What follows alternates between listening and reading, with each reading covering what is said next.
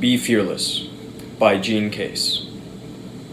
Be Fearless from 2019 offers an inspirational look at what it takes to change the world. Author Jane Case looks to her own experience with game-changing technology, as well as those she admires in areas such as business, exploration, and philanthropy. Whether it's anthropologist Jane Goodall or investor Warren Buffett, Case shows that all of the most influential people are characterized by one significant quality: fearlessness.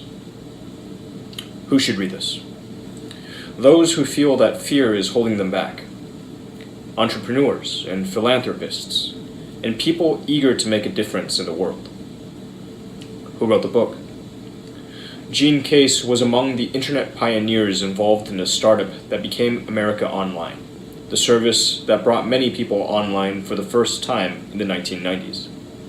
Since 1997, she has been CEO of the Case Foundation, which helps others find the funding to realize their breakthrough ideas. She is also the first woman to serve as chairman of the National Geographic Society, and is also a board member for a number of other philanthropic institutions, including Georgetown University's Beek Center for Social Impact and Innovation. What's in it for me? Learn the mindset behind the 5 principles for changing the world. If you follow the news, you may have read a troubling article one day and thought, I should really do something about this. Maybe it was a local issue, like homelessness, or an international issue, like the environment. And your initial impulse to take action, your second thought may have been, I'd like to help, but I can't just change my life now. It's too risky. Author Jane Case understands that taking action requires courage, and that it's much easier to do nothing or stay on autopilot. But these days, we need courageous people who want to make the world a better place. So she's decided to offer inspiration to those who need that extra push to replace those fears of doing something new with courage and fearlessness. According to Case, the 5 principles for being fearless are to make a big bet, be a bold risk taker, make failures matter, reach beyond your bubble, and let urgency conquer fear.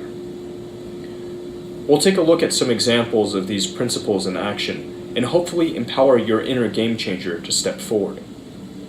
In these blinks you'll find which trailblazing woman brought cherry trees to Washington, D.C., why a lack of failures can be a troubling warning sign, and why overthinking has its downsides.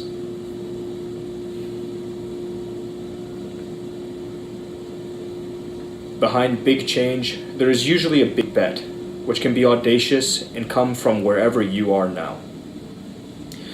Back at the start of the 1960s, no one knew exactly how the first human was going to set foot on the moon. But even though there were a lot of hurdles in the way, including the small fact that the technology had yet to be invented, U.S. President John F. Kennedy made a bold promise on national TV, announcing to the world that the astronomical feat would be completed within the decade.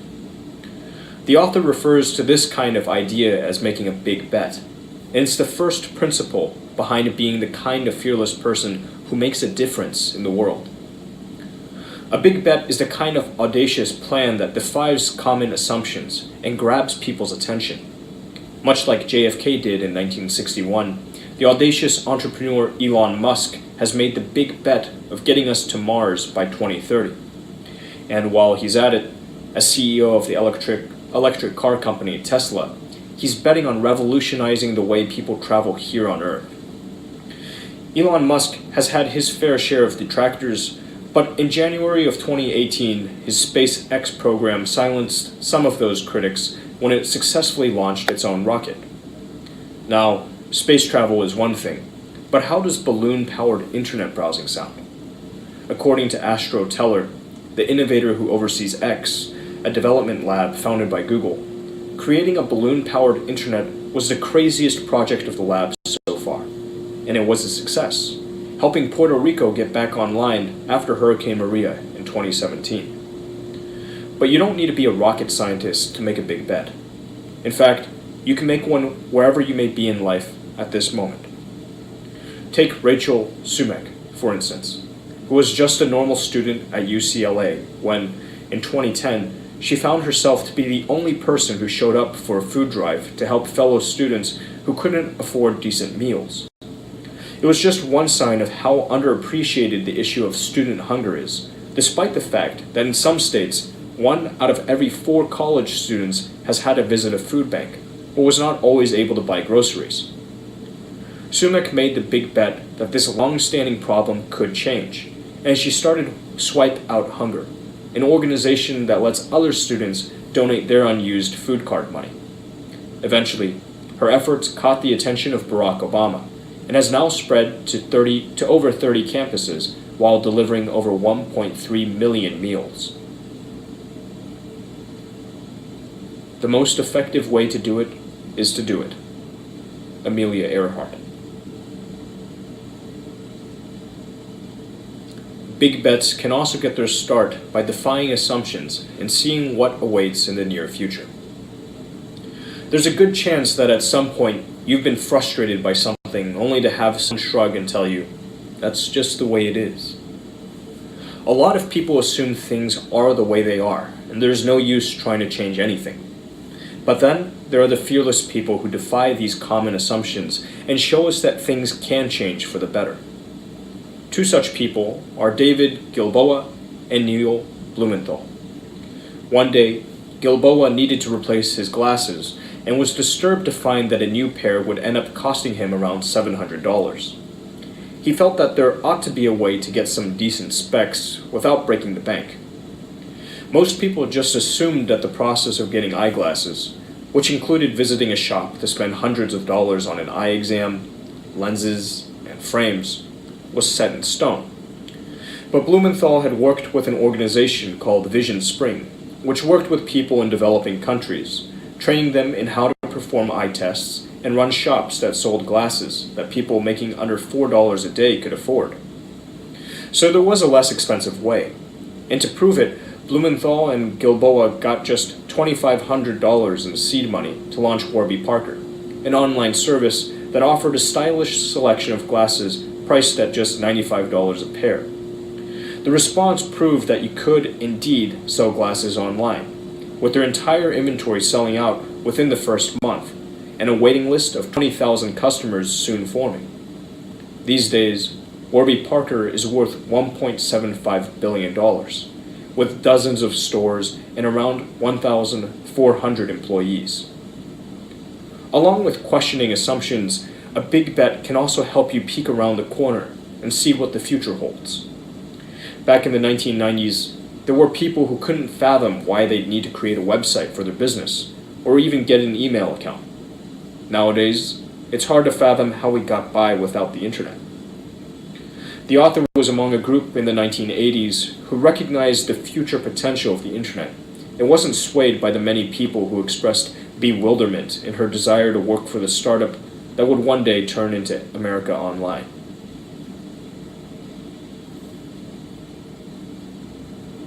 Greatness doesn't happen by being comfortable, so it's better to embrace risk. You probably like being in your comfort zone, right? Who doesn't?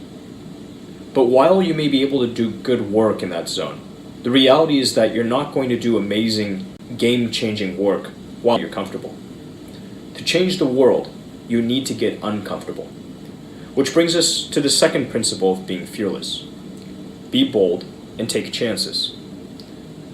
Imagine the progress that would, or rather wouldn't, have been made if people only strove for comfort. Or how about all the exciting things we wouldn't accomplish if we only took on the jobs we're completely confident we'll manage? It doesn't sound very exciting at all, does it? Many women and minorities can speak to the discomfort of being the only one of their kind in a workplace. There's not only the awkwardness of feeling different, there's also the pressure of feeling like your work is representing a whole gender or ethnicity.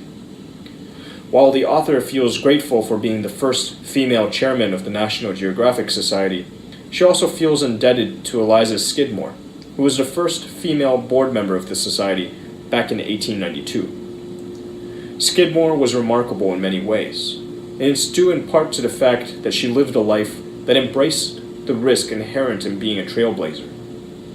At 19, she was part of Oberlin College's first graduating class that allowed women. From there, she wrote a popular newspaper column under the androgynous pen name of E.R. Skidmore, which earned her enough money to fulfill her dream of traveling and seeing the world. In 1885, she boarded a steamship to Alaska, a full 75 years before it became part of the U.S. After arriving, she wrote the first travel guide to the area, a truly daunting feat. This led to Skidmore becoming the first female writer and photographer for National Geographic magazine, a role that took her to far-flung lands, including India, China, Indonesia, Russia, and Korea. As a single mom of two at the end of the 19th century, one can only imagine how difficult and risky such trips would have been for Skidmore. But she had an urge to change the world, and she accepted that such risks and discomforts were part of it. In Japan, Skidmore was so enamored by the beautiful cherry blossom trees that she planted some in her hometown of Washington, D.C. They continue to blossom there up until today. Remember to take advantage of other people's work and avoid regrets by saying yes to taking bold chances. It's important to know about trailblazers like Eliza Skidmore, because the work they did and the doors they opened can make it easier for you today. While changing the world is never going to be a walk in the park, it doesn't mean that you have to start from scratch and reinvent the wheel every time. Even an inventor like Thomas Edison was well aware of the importance of using what people tend to think of Edison as being a genius who was repeatedly struck by so-called eureka moments, where ideas like the light bulb came to him purely as the result of his brilliant mind. But even Edison referred to himself as more of a sponge than an inventor. That's because he was highly aware of the advances that others were making, and how he could offer his own resources and know-how to make these advances even better. A more recent example is Justin Knopf, a fifth-generation farmer who learned about the no-tilling approach to farming. The issue of soil erosion and topsoil being blown away is still a problem, just as it was back in the days of the Dust Bowl, and no-tilling offers a way for farmers to keep more of their soil undisturbed. When Knopf heard about this, he thought it may also help retain more of the natural nutrients in his soil, a topic he'd been learning about in school. Sure enough, once he started testing, he saw amazing results, and before long the size of his yields were growing exponentially. Knopf has been open in sharing what he's learned, and he's now considered a leader in a full-blown no-tilling movement. Changing the way you do things can be a risky proposition, but if you want to avoid regrets, you'll likely want to start taking those bold chances. The most common regret people have later in life isn't that they chose to do something risky. It's rather that they chose to play it safe. Just look at what happened to Kodak. Before the 2000s, the company was the leader in camera film, with around 70% of the total market. When presented with the decision of investing in digital film or protecting this market share, they decided to stick with the status quo.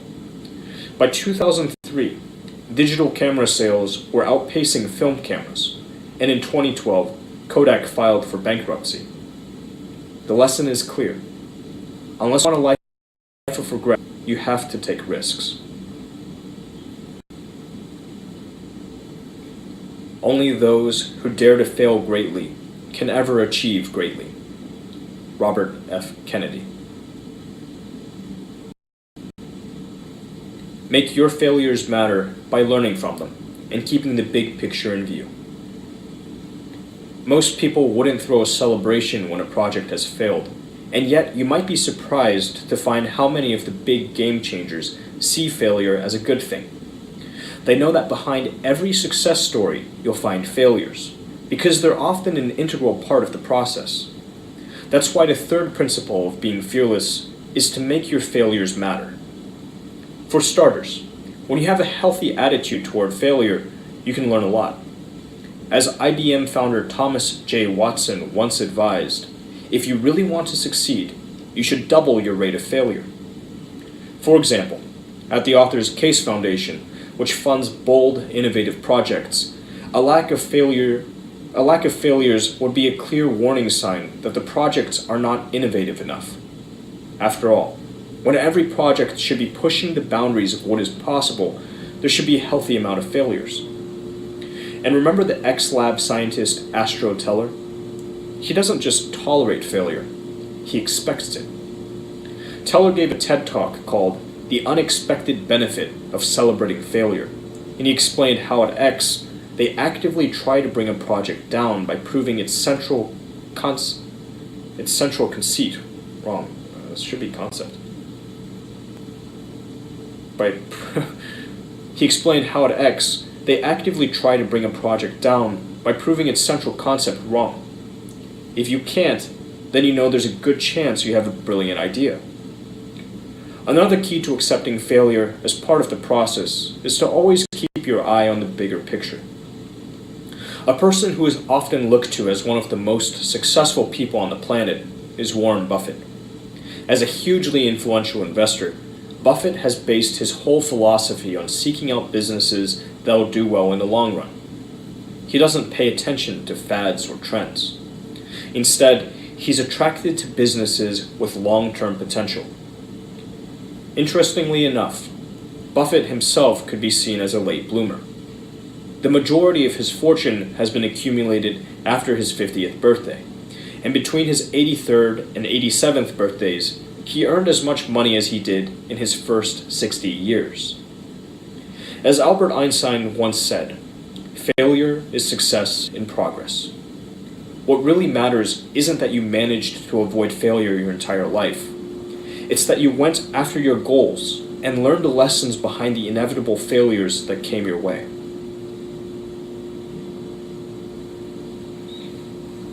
Make sure to look beyond your bubble, eliminate blind spots, and forge unlikely partnerships. Every year, the author looks forward to getting in an RV with her husband and traveling around the US. This allows her to see some beautiful scenery, but crucially, she gets to meet people she wouldn't normally come across. In other words, these road trips ensure that she gets outside of her bubble, the fourth principle of being fearless. First of all, looking beyond your bubble is critical to understanding what's truly going on in the world and getting rid of any blind spots or biases you may have. For example, many people are living under the impression that certain US cities such as Pittsburgh or Detroit are dying and should be avoided. But if you saw these places with your own eyes, you'd see that there's exciting work taking place there. For instance, Ford and Uber are both investing a good deal of money in Pittsburgh due to the groundbreaking work in automated driving going on there. The city is also home to thriving businesses in the fields of biomedicine, robotics, and alternative energy. Detroit is another city on the upswing, with exciting partnerships taking place between private and public industries committed to ushering in an economic rebirth. Dan Gilbert, the man behind Quicken Loans, has relocated his entire business to Detroit. The company has around 17,000 employees and has deeply invested in the city's real estate and startups. Looking outside your bubble is also the only way you'll find that perfect yet unusual partnership that may hold the key to your future. For example, in 2010, NASA and Lego formed an unlikely partnership that found Lego sets being used in the International Space Station, while classrooms of students and teachers interacted with the astronauts through a specially designed curriculum. Thanks to this partnership, there's a good chance some of those students will look back at those classes as inspiration for a career in astronomy, which is exactly what NASA was hoping for. Another perfect example happened during the 2014 Ebola outbreak in West Africa. At the time, the hazmat suits being used were flawed. They required 30 steps to put them on and didn't provide complete protection. So when Johns Hopkins University put out an open call for better design, who won? A seamstress who specialized in wedding dresses. Indeed, sometimes the best solutions are found in the most unusual places, but you'll never find them if you don't step outside your bubble.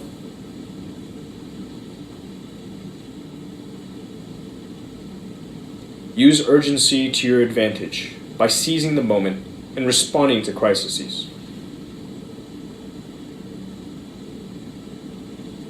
Use urgency to your advantage by seizing the moment and responding to crises. The final principle of being fearless is to let urgency overpower your fear. Everyone is built to experience fear as a way of protecting us from danger, but it can also get in the way of taking chances, being bold, and doing what it takes to make amazing things happen. One way of bypassing this fear is to let urgency take over and give into the kind of instinctual response that kicks in during times of emergency or crisis. When someone's back is against a wall, this is when adrenaline kicks in and they find themselves doing amazing things that wouldn't happen in normal circumstances. Fortunately, if you look at what's going on around you or elsewhere in the world, you'll likely find a crisis that makes you passionate and wanting to do something to help. Use this passion to your advantage. The author calls the people who take this kind of action first responders, and there are many of them who found success in doing amazing things for others. For example, Jose Andres is a world-renowned chef with many award-winning restaurants to his name, but he's also considered the face of American disaster relief. That recognition started locally in Washington, D.C., where he founded the D.C. Central Kitchen to help hungry people in the city. But then, in 2010, his mission became the World Hunger Kitchen when a 7.0 magnitude earthquake brought widespread damage to Haiti. That was just the beginning. After Hurricane Maria caused food and water shortages in Puerto Rico, Andres started with one kitchen, serving 1,000 meals a day, but quickly ramped up his effort to 175,000 meals a day, eventually giving out 3.5 million meals to the recovering community. As Andres sees it, the American dream is no longer about securing yourself a fancy house, car, or high-paying job. It's about finding success for yourself through doing something beneficial for others in the world. For Andres, the urgency of hunger causes him to seize the moment and do what he can to help. For David Gilboa and Neil Blumenthal, the two behind Warby Parker, it was getting people glasses they could afford, and it's why they built in the buy a pair, give a pair program into their business model. So far, they've distributed around 4 million pairs of glasses to developing countries.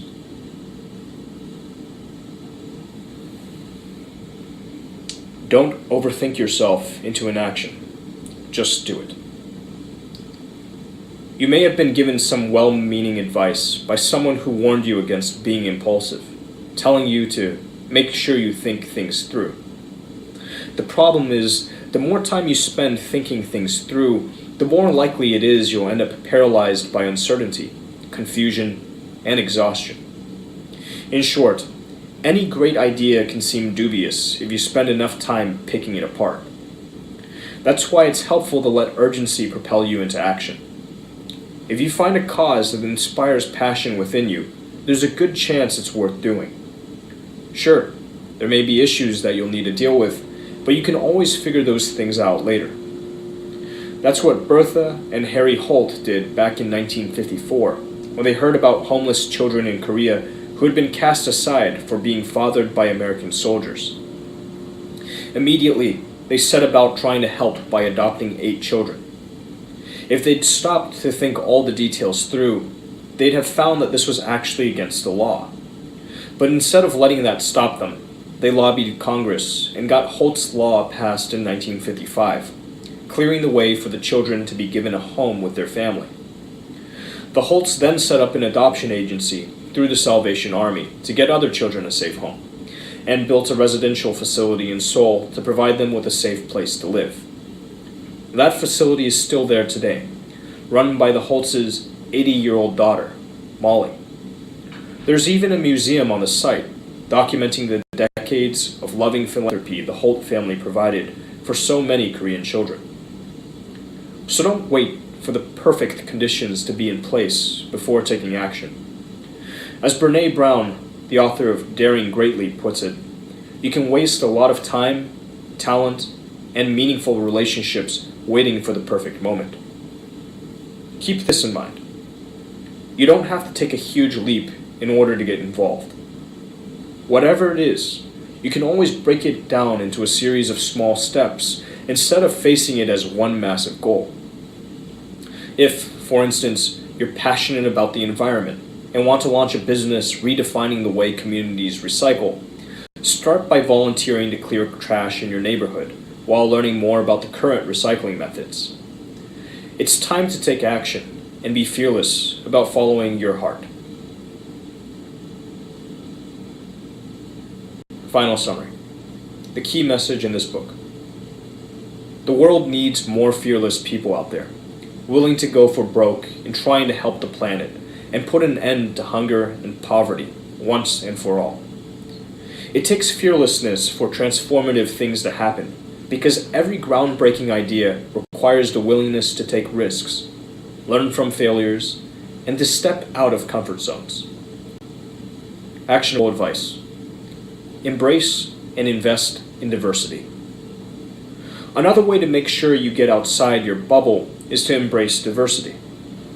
A 2018 McKinsey report showed that businesses lacking gender and ethnic diversity underperformed compared to more diverse businesses.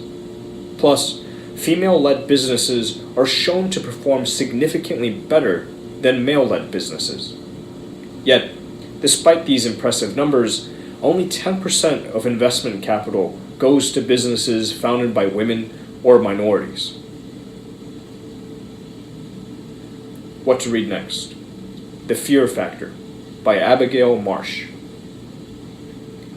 Now that you know what it takes to be more fearless, it's time to learn about why humans are so fearful to begin with.